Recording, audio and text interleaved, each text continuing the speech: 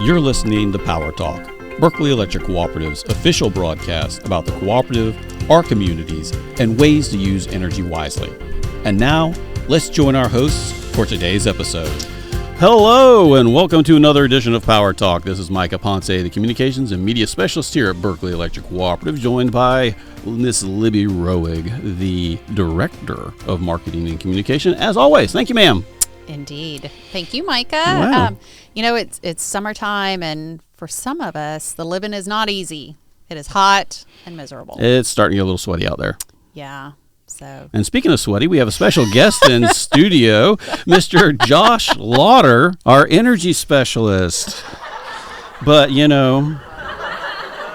he says his name's Lauder, but it's actually spelled laughter. I bet he actually shops at Target as well. He's just a fancy man. It helps a lot when I'm talking to customer service. It really does. Aren't you glad you came back on the show, sir? Oh, yeah. Couldn't come quick enough. The ban has been lifted, right, Libby? It has. And for the viewers, if they're wondering why we're immediately harassing Josh, this is how we roll. In the PR department, we pick on each other relentlessly. With friends like us, you don't want enemies. We can't have any criers in this department. No, and that's why we bribe people to come on the show, because With mugs. They know they're going to get abuse. But yes, Josh is already a proud member of the Power Talk Mug Club because he has been on the show before. But sir, for those of you who might not know him, give us a quick refresher on your background. 2 kiddos. That was quick. Thank you. Proud dad. And nothing else about my life. That's all I've But why are we having you on the show? Why do we think that? Why do we care? Why should Josh Lauder be on the show with us today? I'm one of our proud energy specialists of this department. Been in this department for going on 3 years now, and going on 9 years at the co-op. Was in the IT department before that. Degree from Western Carolina in mass communications. A little bit of DJing before that, so Wiki. a bunch of different stuff. So, but happy to be doing what I'm doing now. I love helping people save money on their electricity bills. Well, there you go. I guess that's in a nutshell. Well, that's what we're going to talk about today, Micah, is how people can curb their usage this summer. And why are we talking about summertime, Libby? Well, because it's sweaty, like you said. It seems contradictory that, Coca-Cola doesn't tell you how to drink less Coke. Why would the electric company tell people how to use less electricity? But, we're member-owned. We're not for profit. So we're here to help to prevent summer from overheating your finances. HVAC is about half of your annual energy usage. And for those of you who don't speak electric utility, that is your heating and air conditioning system. Thank you, Micah. He's spicy today. We care about heating and cooling, like Micah said, because it does add up to about half of your cost. So, Josh, what problems you seeing out in the field on the front lines with their air conditioning? There's so many, but I must start off. Micah's office is in proximity to mine, so he hears this all the time. The heat fighting the air. It's fighting there. They're just duking it out, which is a legit thing. Your heat strips are designed to work in the wintertime. They're running during the summertime. As emergency heat. Yeah. Yeah, so we don't even want the heat strips running a lot during the wintertime. Ideally, yeah. Because it just burns electricity. Absolutely. But they run all the time, and they'll run your bill up. But if it's not cold, why would your heat strips be running? Yeah, Josh. It could be a number of different things. It could be one of the things I was going to add to this would be a refrigerant leak. We see that. Jumping ahead, sorry. Told you I didn't read the script. You could have a bad capacitor. You could have a number of different things. A system could be wired up wrong during a brand new installation, causing the heat strips to running your bill up. So it's not just defective equipment. It could be, an error by an HVAC person. Okay. All right. Well, so first step, you need to, make sure the unit's actually working properly. And then what else do you need to worry about when it comes to your HVAC system? A couple more common problems in the summer is, people will have their fans set to on instead of auto, which can add, around 20 kilowatt hours to your bill. Clogs in the system. your coils could be Leaky ductwork. leaky ductwork. And any one of these problems is going to make your unit run your bill up, and cause your unit to struggle. A leaky house. Well, I was about to say, sort of the big three, that the way that I always hear it from our energy guru, Mr. Eddie Plowden, is you've got first, that first step's your HVAC, make sure that that's running correctly. It's producing the air it's supposed to produce, if I could talk correctly. And then that air's got to be delivered to the house, so it's got to go through your ductwork. So you got to make sure your ductwork is not leaky, and so that conditioned air is actually making it to the house. And then final step is make sure that once the air gets to your house, it doesn't leak out. So, I mean, there's lots of little steps along the way, but those are your three big things, your HVAC, your ductwork, and your air infiltration. And believe it or not, you can have air infiltration from all kinds of crazy places because outlets. We've if you've listened to the show once or twice, you've probably heard the addition of This Old Home, which is the one that I live in. Always finding something unique. Over this last weekend, I was actually changing out a bathroom fixture, and when I took the old bathroom fixture off and was getting ready to put the new one on, where the can is, where the base plate for the light, I could feel cold air coming through the wall. So that's just, shows you right there. It's middle of the bathroom, somewhere there's a gap, and there's cold air flowing up the wall. So I had to break out the old caulk gun and seal that whole area up before I put the new light fixture on. So even places you really wouldn't expect. It does. It adds up. Because you think in that situation you've got hot air coming in and you've got the cool air leaving. So there's two things going on that's not beneficial to your efficiency in the home. So Josh, how could members make sure that their unit's working properly, the ductwork is connected and not leaking, and that their home's not leaking? They say twice a year you want to have an HVAC contractor come out right before the heat, right before the cold. If nothing else, at least once a year.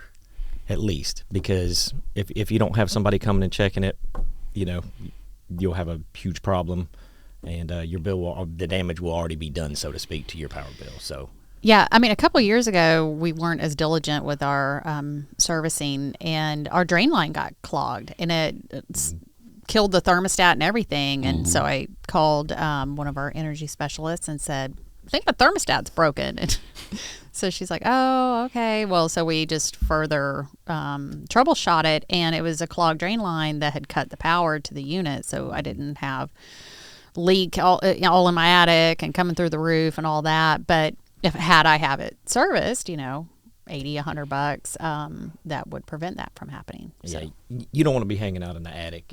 Let the professionals do that. It's about 160, 170 degrees up in those attics, but we go in them for sure. That drain line is vitally important because, folks, it is supposed to be dripping. It's called a drip line, drain line, because it's pulling that extra humidity outside of the house and turning it into water and dripping it away.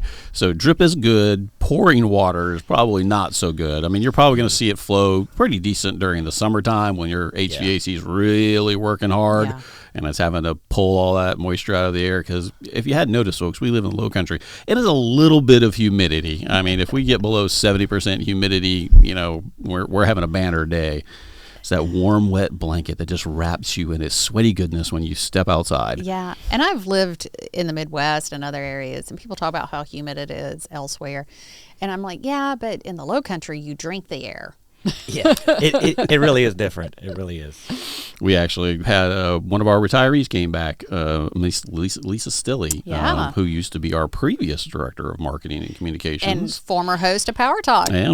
She started the whole thing, yeah. Back when it was just plain old radio and not the fancy little podcast that we have today. But she said as soon as she walked out of the airport, she was just like, I can't breathe. So, the Midwest, you get humidity, but here we just, like you said, we live in it. We just love it and deal with it. Yeah. Don't know if we love it, but we deal with it. Yeah, I'm not living anywhere else, that's for sure. I'll deal with it. So, Josh, what are some other tips? What should we set our thermostat to in the summertime? 78 in the summer, but I really like for folks to, literally every member that I talk to always says that 78 is way too hot in my house. So you really want to hone in on, upping your temperature when you're not home, when comfortability is not a factor. If nobody's home, why are you spending the unnecessary money keeping the house at 70 degrees or 72 degrees? Yeah. So, and the Ecobee thermostats are a smart thermostat. We have a smart thermostat program, and boomers can buy an Ecobee from us, but it automatically can detect when there's no movement in the house, and it'll automatically adjust your thermostat up a couple of degrees when you're not home in the summer and down a couple of degrees in the winter when you're not home. And it's so easy. And it'll also cure you from being a couch potato, because if you just sit there too long, all of a sudden it's starting getting hot. So, I mean, you got to get up and move around every once in a while to keep the air conditioning going. Or you could just change the setting on your phone from the couch. See, I was trying to get people motivated. It's summertime. Let's get outside, get some exercise, take advantage of it. I will admit, when I first got my Ecobees, I literally was laying in bed. I was like, man, it's hot in here, cold in here. And boop, boop, boop. I got up to change the setting and went, oh, I could have done that from my phone. I got to get used to this. That's awesome. Yeah, when we're leaving for vacation, I'll put it on vacation mode. It's too easy to have that phone access. But one other thing I love is ceiling fans. We got them in every room. Mm-hmm. Keep them running pretty much 12 hours a day. Oh yeah, they're great because they create the wind chill factor. You want to make sure those are running counterclockwise. It creates a downdraft, and it allows you to up your temperature. The higher your temperature, the cheaper your bill is going to be, because the less your unit's going to run. And those ceiling fans just make you feel cooler. So right, but it's make you feel cooler. It doesn't actually cool down the room. No. So leaving them on for 12 hours a day probably isn't ideal. When we're home. I do fuss at my husband about leaving the ceiling fan on the TV room when he's not in there. Yeah. So, I mean, turn it on when you're in there, because it does help make it feel a couple degrees cooler. Mm-hmm. But once you leave the room, make sure you turn off the light and the fan. Yeah. I mean, it's just one of those basic energy tips that we want to make sure that we get out there, folks. It's simple, it's easy, and my wife fusses at me. She says she wakes up in the morning after I've left, and I have left literally every light in the house on. It's and a man you thing, do that? I think. Yeah. I told her we got LED lights now. It doesn't really matter as much. They trying to wake everybody up. They still cost electricity, but I mean the LEDs are much more efficient. They and the other thing that we like to tell folks is replace your 5 most often used lights in the house with LED. I mean, they're a little bit more expensive, so I mean, going out and buying a whole bunch of them at one time can, put a crimp in the bank account. But I mean, if you just at least focus on those most used 5, and they really have improved over the years. They were bad when they first started. The light quality was just bad. Oh yeah, I mean they have every color of light that you want, from your dimmable, your nice warm daylight, your natural light glow, all the way up to your bright white daylight. So I mean, that was one of the things we changed in the bathroom. We have the new clear LED light bulbs, and yes sir, it's daylight. It's casting shadows in that bathroom now. It's so bright. So in my bathroom and the kitchen, I want to be able to do surgery. I'm not sure. I've noticed a few more wrinkles I didn't see in the dim light, so I'm not so sure I'm a fan of that. But some Botox. You'll be right behind me too long, lady. So I'm already there. I'm already there. No, it's just your classmates. Libby is not old. It's just her classmates that she graduated with. But we're talking about HVAC systems and your AC systems, and one of the things we want to make sure is it's not working too hard. So I mean, how do we make sure that it's not working too hard? I mean, we know that we want to keep that temperatures as high up as is comfortable, to make sure that we save as much money as comfortable, because each degree below that 78 recommended setting could add 5% to 2 to 5%. $10 a month. Yeah, per degree. Yeah, for those of you who don't like to do percentage math, but yeah, let's just right around 3 to 4% per degree. You go up. But yeah, $10 makes more sense. $10 it does. degree. Yeah, it does. Yeah. So yeah, that's something that's, like I said, we're walking out for those pocketbooks, so that's definitely something. But I mean, there's other ways to make sure that your AC is not working too hard. Like what, for instance, what do you recommend there, Josh? I mean, like we were saying, have it checked by a HVAC professional yearly. But there's just simple things you can look around the home. You can go look at your grills, and if you see insulation coming out of them, or if you see water spots around the grills, mold even, this will signify a leaky duct. And, call an HVAC professional and say, hey, I've got this issue coming out of this vent right here. You know, and I've been in people's homes and they turn on their AC or their heat and insulation is blowing out that vent. I'm like, that's a dead giveaway right there. I've had that happen too. Josh, is this normal? Yeah, I know, right? No. And I mean, change that filter on a regular basis too. So I mean, if you got a clogged filter, then it's trying to pull air into the system, and that clogged filter is making it harder for it to do that. And buy the cheap filters. I mean, I know, like, if you go to some of the big box stores, Walmart, Target, they're going to try to sell you the $15 per filter. HEPA filter. And it filters out even the Holy Ghost. I mean, we don't want those. We want the cheap ones. You could buy a 3-pack for $10 from Lowe's or Home Depot. But, yeah, we want the air to flow through. If you have some sort of allergy condition that you have to filter that strongly, but most homes don't need to be filtered that strongly. Change them regularly. I mean, yeah, that way you know you're changing it every month, because sometimes with those other ones, they say you can change it every 3 months or something, and by that time, you'll probably have forgotten about it. My Ecobee tells me when to change the filter. Well, see, another reason to have an Ecobee. All of the HVAC contractors we work with, they just hammer down on airflow. Yeah. They all say buy the cheap filters. They say 90 days, your regular, living in the house, your average family, there's just too much stuff going on. There's too many doors open, pets add a level to that.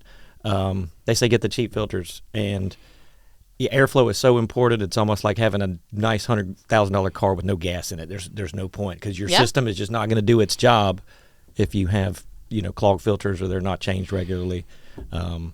So yeah, airflow is huge. And if you want to add a touch of freshness to your house, you can take a bounce dryer sheet and slip it into the filter, and then when the air flows through, it picks up the nice fresh scent of laundry and just spreads it throughout the home. I see that a lot. I mean, hey, it's a nice little touch. The filters, I had an HVAC contractor. I think you probably know who I'm talking about. Yep. He told me, he said, if you're going to Walmart or Lowe's, he said the difference between men and women buying filters, he said the filters right there, women know what they want immediately. And those are not the filters you buy, because they're right there in the middle. He said the filters that you actually need are on the bottom, but us guys, we want what we can't have, so we try to grab the filters that are very at the tip top or whatever, and usually those are some of the most expensive ones. And I was like, wow, okay. This is why men are not in charge. Delving into psychology, I tell you. Well, folks, if you're just tuning in, we're talking about summertime energy tips with Mr. Josh Lauder, one of our energy specialists here at Berkeley Electric Cooperative. And we've got a whole team of energy advisors that look out for our members. Yeah, all year, not just during the summer. No. Josh, tell us about some of the ways that we're here to help our members all year long. So we do audits on a regular basis. We do a lot of virtual audits. We take hourly data to look at a member's bill and their hourly usage and try to figure out what's going on in the house if they've had a jump. We like to take a deep dive and just narrow down, Libby, your usage went up on April 18th. You went from such and such kilowatt hours to this. What happened on that day? So our proactive high bill review program. Well, we do that as well, just on a regular basis, yeah. So, somebody calls into the contact center, if they have a very, very high bill, they'll get to us. We go do audits and go out to the member's house if need be. But, yes, of course, we do the proactive program. And it's amazing. We get, we'll get a list of if you went up from certain amount of kilowatt hours to the next month and it's exponentially higher, then we'll call you and tell you you're using too much power, which members are like, what? That's just wild. But, power doesn't grow on trees. We got to conserve. We definitely do. It comes from dead dinosaurs. But this really is just a remarkable program that our friend Eddie Plowden actually created. And we partner with our billing department, who just monitors usage for spikes. And they send a report down to the energy services team. And before you even get your bill, we're calling you up and saying, hey, you're using a lot more power than you normally do. It possibly is your your water heater going bad? Is the heat fighting the air? Is the heat strips on your air conditioning? Perhaps it's a vacant property and somebody's living in your home. Absolutely. Unbeknownst to you, Josh, what are some examples of people that you've helped through this proactive high bill review? Well, and like you were saying, we find all those things on a regular basis. But surprisingly, we find a lot of units in a brand new home wired up wrong. I mean, I could think of probably every other week we're finding one of those. I mean, one simple wire, wired up on a system wrong can cause the heat strips to activate in the summertime, which, like we were saying, should not be happening at all. Yeah.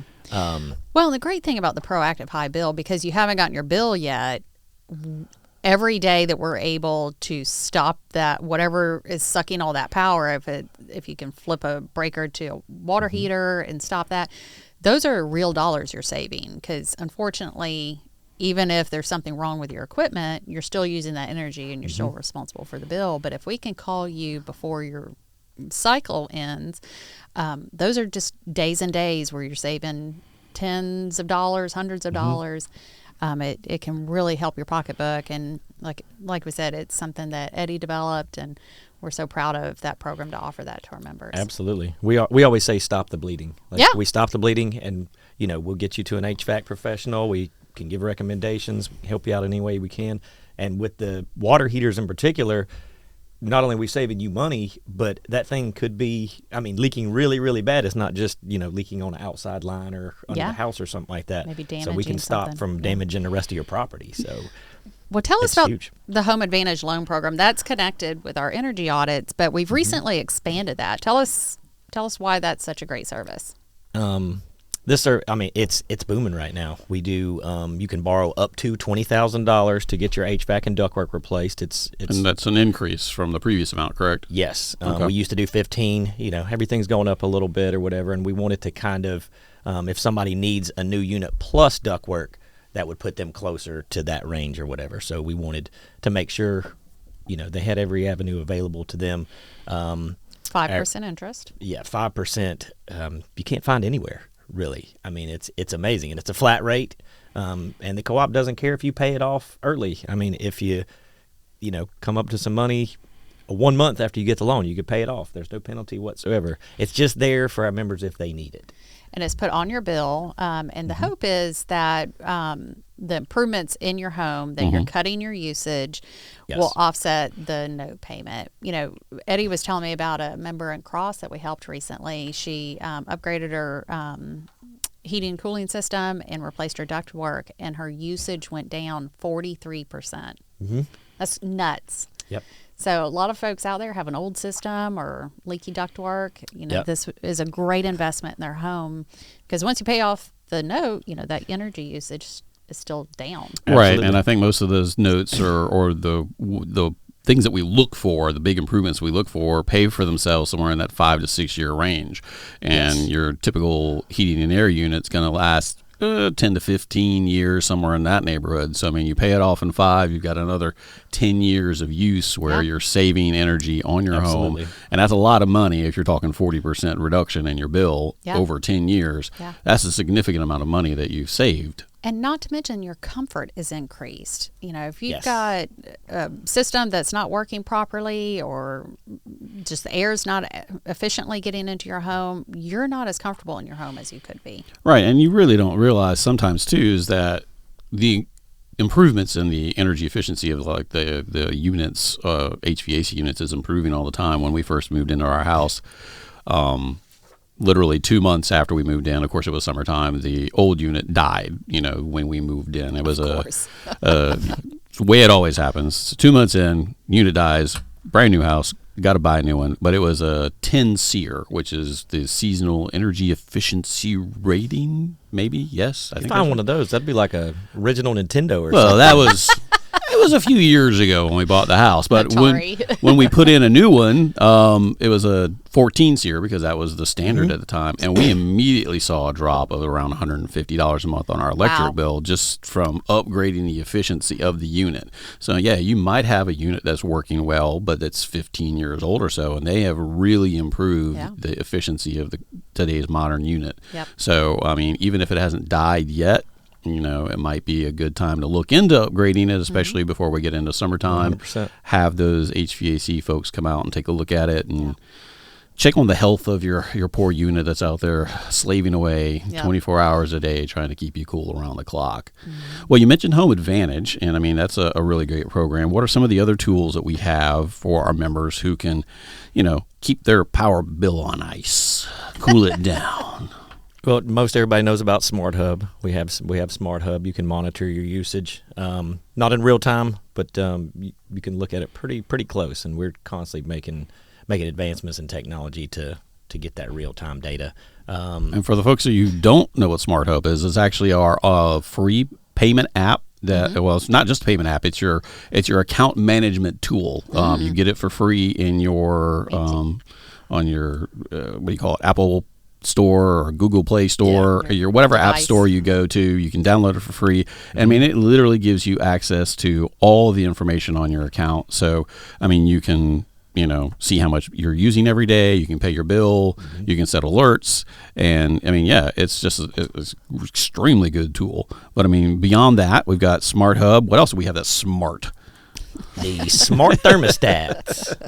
We currently do the EcoBees, and you don't have to be getting a new unit or anything like that to get a smart thermostat. You can get that through us at any point in time. Or bring your own device if you already have a smart absolutely. thermostat. Yeah, we can give you rebates for that as well if it's a Yep. qualifying thermostat. Yep.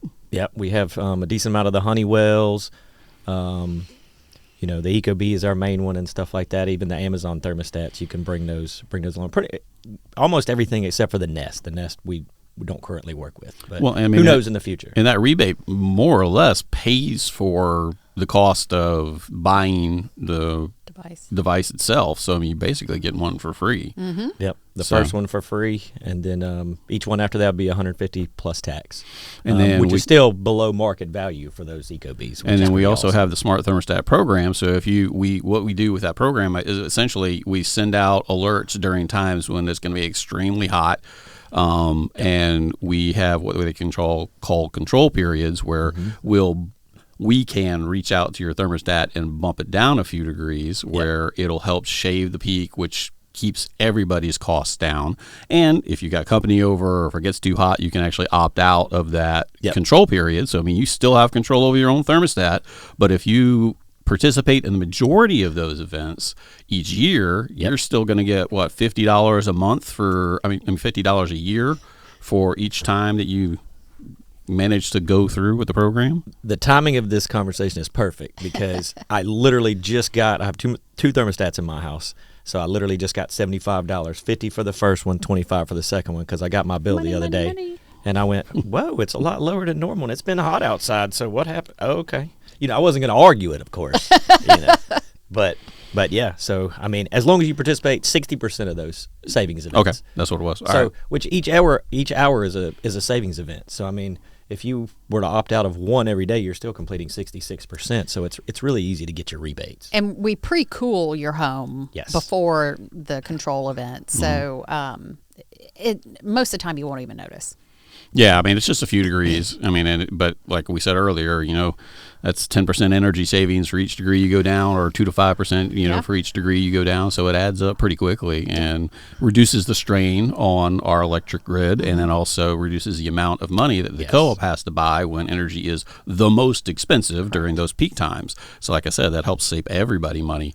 And I mean, and we're talking about peak times because time of day is actually very important when it comes to rates and how much both the co-op and our members pay for energy. So I mean, we also have what is a time of day rate, I think, that we offer as well. Why don't you explain that? So in the wintertime, it would be early in the morning, 6 to 9. And, we're speaking of summertime, of course, since we're in summertime. But, 3 to 7 in the evenings right now for the summertime. So during that time, we just want members to shift using their big appliances, the dryer, running the HVAC a little too much, raise the temperature, cut down on that usage, and taking showers during that time. So you pay a higher rate during those times, but then you pay a much lower rate than the flat rates of most of our members are on. So it's just shifting away from those peak times whenever and in the summertime, typically those times are just much hotter. Right. So basically, we end up rewarding you for shifting your usage away from those times. And we understand that, those are times when folks are getting up and going to work or just got home from work. So it's a little bit more difficult to, not use power. But all we're saying is shift as much as you can outside of that little window. Run one appliance at a time. One appliance at a time. Just some handy tips for folks to consider. But this has been another edition of Power Talk. Thank you for everybody for tuning in and listening and watching, perhaps on YouTube. This is the official broadcast of your electric cooperative, and you can catch up on past episodes on streaming platforms like Spotify, Apple, and iHeartRadio, and get a behind-the-scenes look on Berkeley Electric's YouTube channel. So until next time, this is Power Talk, signing off.